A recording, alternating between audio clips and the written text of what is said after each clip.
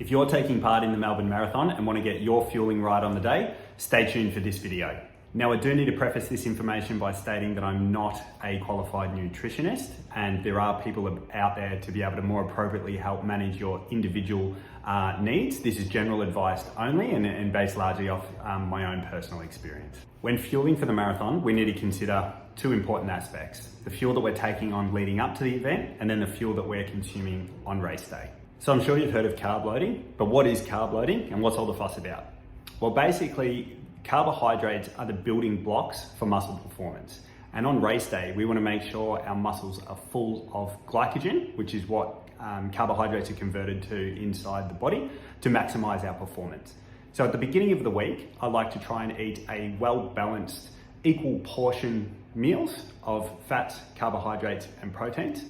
And then typically about 2 days out from the event, that's when I'll look to start to skew my diet in favor of carbohydrates.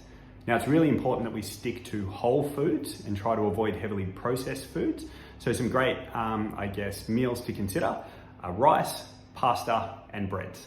Now, interestingly, muscle glycogen is finite in the body. So as much as we can top that up leading into the event, it's really important that we consider the energy output on the day and the need to top up during the event itself. So the average runner will require between 40 and 60 grams of carbohydrates after the first hour of running. So the common gels that are readily available, I think Morton is the sponsor of Melbourne Marathon, typically sit around the 25 to 28 grams of carbohydrate. So a good plan leading into a marathon in simple terms can be to try and consume one of those gels every 30 minutes to ensure your body is adequately fueled. It's also really important to consider that the gut can be trained. So a lot of people in their training might like to perform fasted runs where they're not actually consuming carbohydrates or sometimes even water throughout a run.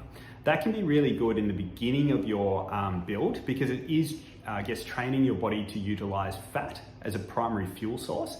And there is a far greater percentage of calories available in the body as fat than what there is carbohydrate. However, from about 6 weeks out in your training, you really should be starting to practice your race day nutrition.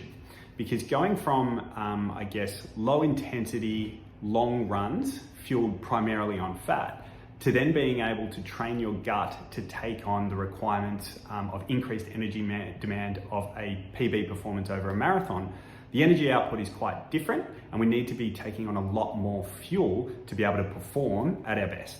And my number one tip with that: get the energy on early. As the race gets harder and the temperatures increase, fatigue sets in, it becomes a lot harder to consume your energy. And that goes both for energy gels, but then also the liquid that you're taking on as well. Please do consider that a lot of what we sweat is also salt.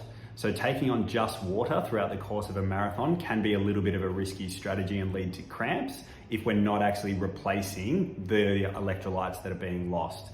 So please also consider that from a hydration point of view. But the tip is try and get a lot of both your carbohydrates and your electrolyte intake early, because it's only going to become harder in the race.